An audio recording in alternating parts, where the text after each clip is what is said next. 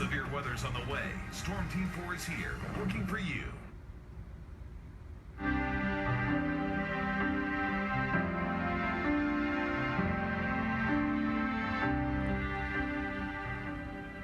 Good evening, I'm Doreen Gentzler.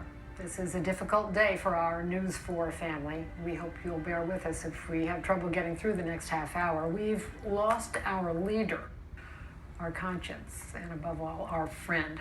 Jim Vance died this morning at the age of 75. As you know, he'd been battling cancer these few months, and tonight people all over Washington and the country are sharing their memories of Vance. Before we get to those, here's a short look at his very full life. We did the story at our 6 o'clock broadcast. You never know what's going to be amusing or terrifying. And I'm Jim Vance. Here's the Jim Vance you knew for 48 years. That smooth voice and calm presence that made us all feel like no matter how bad the news was, we would be okay. Over the years, Vance was who he was. You probably know a lot about him already. He wasn't shy about sharing. You know he rode motorcycles. He liked cars and fishing and sports and mixing it up with whomever was reporting on sports. What did he say? Vance always had a way with kids. Before becoming a journalist, he was a teacher in his hometown of Philadelphia. He started reporting here in 1969. But from the start, the bosses knew they had an anchor in the making. He made a name for himself covering stories all over the world: Vietnam, El Salvador, South Africa.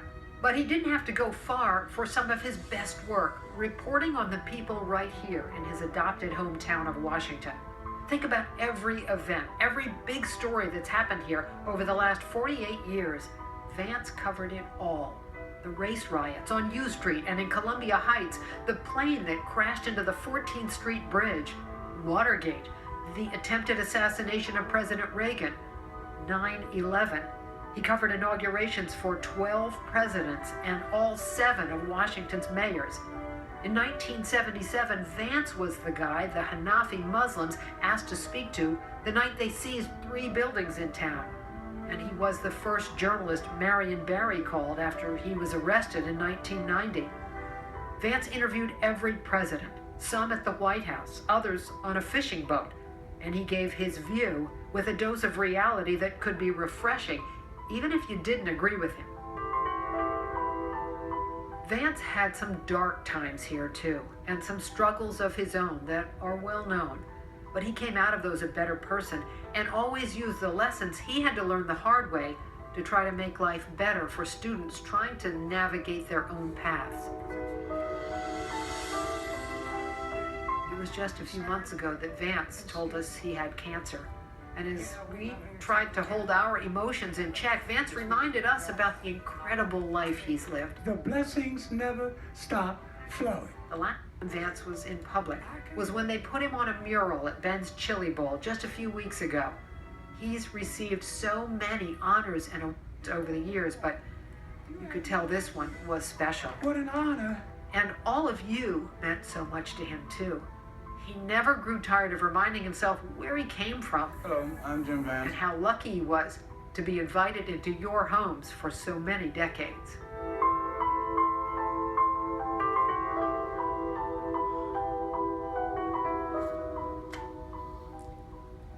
News 4's Pat Collins is at Ben's Chili Bowl, where Vance's picture went up on the wall recently. Pat, it's a hard day for all of us. You've known Vance for nearly 40 years. Indeed, Doreen, this is the saddest of days for us. Jim Vance, his picture's on the wall around the corner here at Ben's Chili Bowl. For some reason, I never thought he would die. He was a strong man, a man's man. He loved motorcycles. He'd go on these bizarre fishing and hunting excursions. The more dangerous the trip, the more he liked it. And could that man tell a story when he looked down the barrel of a lens of a cap and he began to talk? Poetry. I know him very well. I used to When work he with him. heard about what happened, he came to the alley. He came to the wall. He came to see that picture. He came to talk about Jim Vance. When you Meet now William Souter, 52 years old, native Washingtonian. I like his swag. You know, I like the way he talk. You know, swag is something that, you know, I pick up. I pick up from my elders. So that part of him right there, I really admire. God bless his spirit and everything about him. But we all have a time. So to everybody, God bless him. Right here. Today, that picture was the place to be.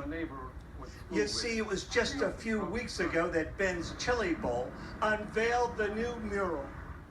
It's on the iconic wall alongside the famous DC restaurant. And there, high on top, our own Jim Vance.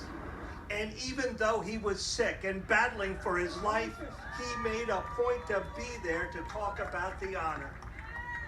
It was a sad and proud moment most of us will never forget. I don't have a pair of pants in my closet that'll fit me anymore. But that's all right. Because the blessings never stop flowing. I came here on June 10th of 1969. And one of the first places that I came to spend my money in D.C. was Ben's Chili Bowl. And all these years later, here's still tears. It has been my distinct honor and privilege to have been in the company of some extraordinary people. You cannot imagine my joy and my pride when I got the word a month or so ago that all y'all had voted poor ass little me to sit on Ben's Chili Bowl's wall. You have no idea what an honor that is. What a great guy. No matter what people think of him, great guy. He is the modern Frank Sinatra. He did it his way. That's Ron Miner. He too stopped by the wall. He too wanted to see the picture. Ron is a retired NBC cameraman. Vance called him Chop. They were running buddies. They rode Harleys together, near and far. Vance loved motorcycles. He was as comfortable on a Harley as he was sitting on a news set. And chances are, if you saw Vance, Chop was right next to him. Because I was 22 years old when I met Jim Vance, and he was 27. And honest to God, the words, I mean, when I found out this morning, I just couldn't talk. It was just unbelievable, unbelievable. But, you know, we all must do it. It's just sad to see him go out this way. In the alley, at that picture today, Key Lee Foy. Vance was a customer at her coffee shop. He was one of my regular customers on Sundays. The first time he came in when I was working there, I was so shocked. Happy shocked. And the rest of my employees were like, oh yeah, he comes in all the time, this is normal. But I was like, this is Jim Vance. For some reason, I thought he'd never die.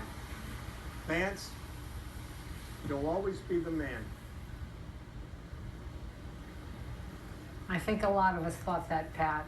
He was the coolest guy in town, always. Pat Collins, thank you. We've heard from so many of Vance's friends today, sharing their memories of him and his impact on Washington. Here now from longtime local news anchor Maureen Bunyan and radio personality Donnie Simpson. He was the king of news. He was the king of anchors. I mean, a king around this entire country. I saw people fall in love with him, the viewers falling in love with him. And when this guy would walk through the building, man, it was just like, I can't even describe it, man. It was like John Wayne or Jimmy Stewart or somebody walking through there. He's completely devoted to his community, loved everything about the Washington area, loved the people, loved the restaurants, loved the culture, and loved the politics. He was the perfect person to represent WRC, but he also was a great standard bearer just for the Washington area community. He's on the edge of that generation that didn't say that to men. You know, so I'm not sure I ever said that to him, but I am sure about this, that he knew I loved him. Vance wouldn't like to admit it. In fact, he wouldn't want all this attention, but he was big time. Hundreds of you are sharing memories of him on social media tonight, including some pretty big names. Let's go to Erica Gonzalez in the newsroom. Erica, it's what an impact that Vance had on so many people. It is, definitely. The condolences, Jim, just been pouring in all day on social media, and we can't get to all of them, but we want to show you a few really special ones from NBC Nightly News anchor Lester Holt. Jim Vance brought warmth and dignity to every newscast, a DC News legend, and a cherished member of our NBC family. We'll miss you, Jim. From Katie Couric, I'm so sad to lose a friend and mentor. Jim Vance, Washington's longest-serving local news anchor. From U.S. Ambassador to the UN and National Security Advisor Susan Rice tweeted, "Since my childhood, warm, honest Jim Vance has made D.C. proud. We will miss you." Caps and Wizards owner Ted Lasso said, "Giant of giants, Jim Vance, the voice of D.C. Great guy, a good friend, respected, revered, truly will be missed. Prayers your way. Rest in peace." And I love this one from the Nationals. Look at this picture and the message. "We mourn the loss of Jim Vance, a DC icon who will be greatly missed." And I want to share a memory with you as well that I have that means a lot to me. It was Thanksgiving of 2013, and it was the first opportunity that I had to work alongside Vance. And I was so nervous and scared, and I told him so. And he said, "You got this, baby girl." And that is one of my favorite memories. And I think, we all know that this has been a really difficult day, and the days to come will also be. But it has been so comforting to relive those Vance memories, and it's like we get to enjoy him all over again. Indeed, Doreen, back to you. Indeed, I agree with you, Erica, and people are sharing so many wonderful memories on social media, and we appreciate all the lovely comments of support for all of us at a difficult time. We have a lot more to share with you this half hour. Tom Sherwood is going to join me on set, and we invite you to share your memories of Vance along with us on the NBC Washington Facebook and Twitter pages. We'll be right back.